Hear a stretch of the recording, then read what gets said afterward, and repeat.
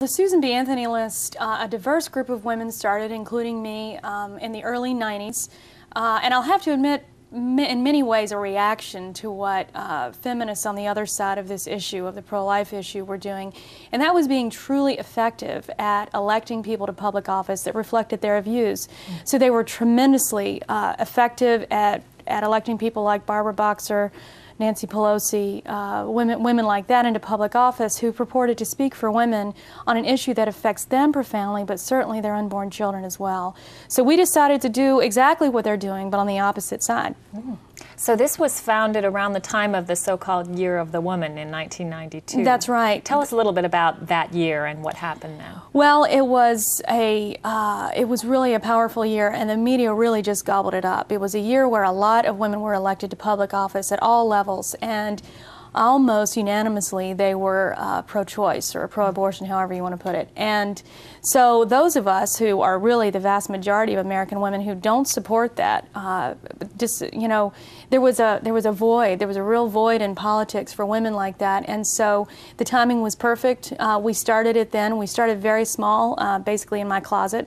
And as I started having children and the organization grew and moved outside of the closet, the organization has grown over the years, and now we are proud to support a great number of pro-life women running for public office, and we have many in Congress right now. Now, what's the importance of supporting pro-life women? I think a lot of our viewers who are pro-life themselves would obviously support pro-life candidates. What's the value of having pro-life women out there speaking on the issue in public life and in political life? Well, I can answer that question in part having come from the other side. I used to be very pro-choice, and I used to consider myself a great advocate on the issue. When I was at Duke University, I was really pretty outspoken on the issue. I felt that I was in the right position, being a woman, to let everybody else know what they ought to be thinking and what the laws ought to be regarding what I saw as my body, my choice. So you saw it as pretty much exclusively a woman's issue? Absolutely, yes, I did. Now that after my position changed, it was changed for me in many ways, but after it changed, I know that it's not only a woman's issue, it's a father's issue, it's a child's issue. However, women are really in a unique place to understand the brokenness between mother and child that the culture has perpetuated, and also the consequences of that brokenness at many levels, not just on the basic human rights of an unborn child, but we're in a unique place to understand it, we're in a unique place to be spokeswomen for it. And frankly, when I was working on Capitol Hill, there was a whole lineup of women on the other side talking about this issue, expressing their views for you and me. There were only, God bless them, wonderful men on the other side, and not one woman speaking out. And we just decided we had to put an end to that. Now, you mentioned your position changed. Can you give us a sense of how that changed on this issue?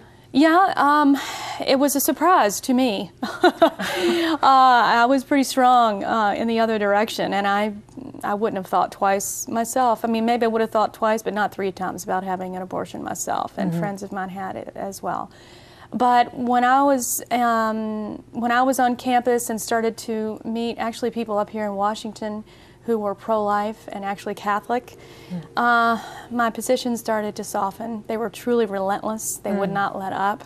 You mean in persuading you? Yeah, absolutely relentless. I mean, kind and charitable, but really the reason is on the side of pro-life. The intellectual arguments that the pro-life crowd gives and the kindness with which they gave it, they're just compelling. I mean, there was really no, but it did chip away. There's a lot of pride wrapped up in having your position be so strong on the other side. I fell hard when I fell in terms of my position, and I sort of restarted the Duke pro-life group at that point. And then I said, okay, God, I undid my problem there, so hopefully that'll be it. So then I came Wipe your hands. Good job well done.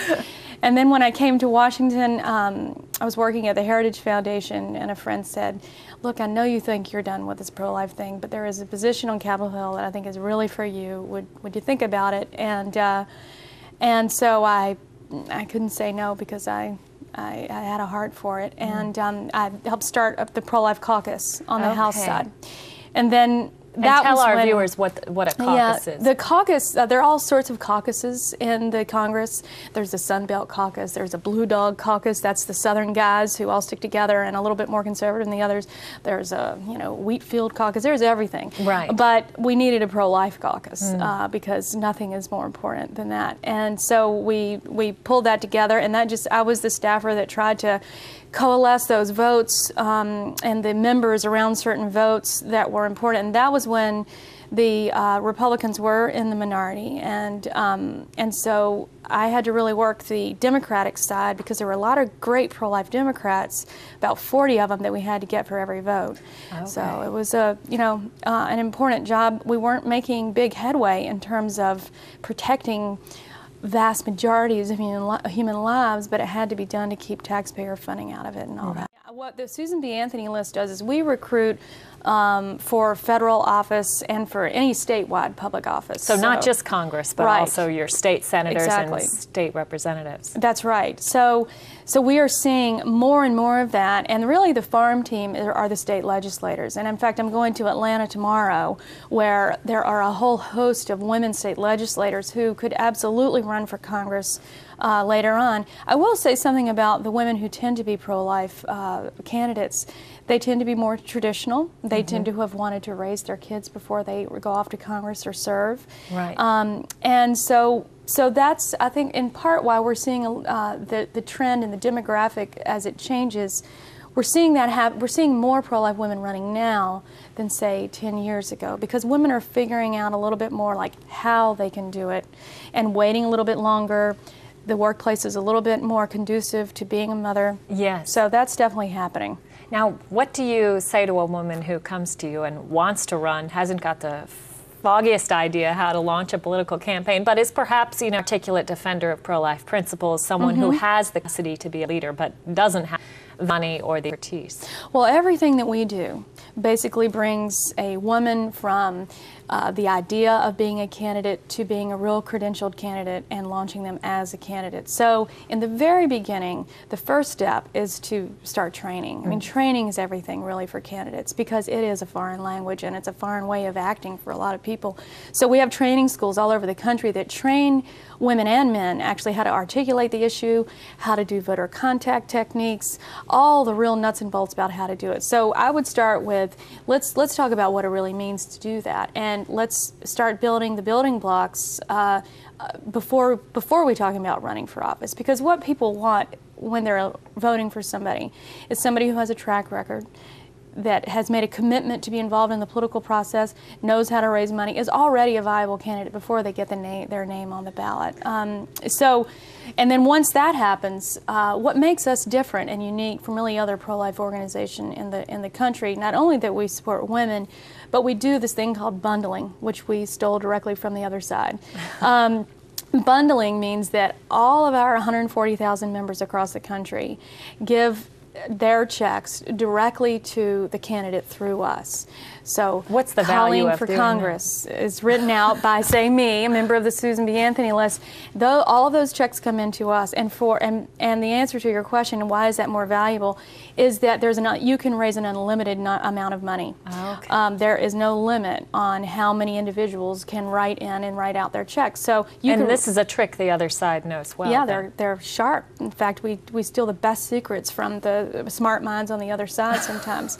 But so that means that when somebody like Marilyn Musgrave, who's a real hero from Colorado, when she runs, we tap all our 140,000 members. They send in whatever they can, and we send all those checks directly onto her. Otherwise, as a PAC, you can only directly give a $5,000 check as opposed to $25,000 or whatever. Susan B. Anthony called abortion child murder. She said it will burden a woman's conscience in life. It will burden her soul in the grave. And her friend, lifetime friend, Elizabeth Cady Stanton, said something that I think we all need to hear today, and it's when we consider that women are treated as property. It's degrading to women when we treat our children as property to be disposed of when we see fit. So what goes around comes around. I think the late Pope John Paul II said something similar in one of his addresses to women, that, you know, in order to stand for women's dignity and women's rights, women have to be committed to ensuring and protecting the rights of all, especially the most vulnerable. That's so important, and that's where the feminist movement went wrong. They built a whole human rights campaign, a whole movement upon the broken rights of a whole class of citizens. They built a whole movement on premised on taking away the rights of the unborn child. Now, this was at that time not what everybody wanted to do, but the ones who really wanted that to happen made it happen, and ever since then, it's not been about forging human rights. It's been me-centered and what I can, and also against men. So that's where we definitely saw the feminist movement take leadership in the wrong direction. And with your pro-life women candidates and your support, do you see something in their rhetorical skills, in the arguments they make, in the way they approach the issue in public life that differs from the gifts that men bring to the table as political leaders? Yes, I do. And in fact, you were talking about Pope John Paul, and he was really, really a major inspiration, because he's called women into the culture to change political and cultural institutions. And what he said in particular about political life is true of women generally, but that women do bring something special, something unique to the process. They are able to see individuals separate from their institutions.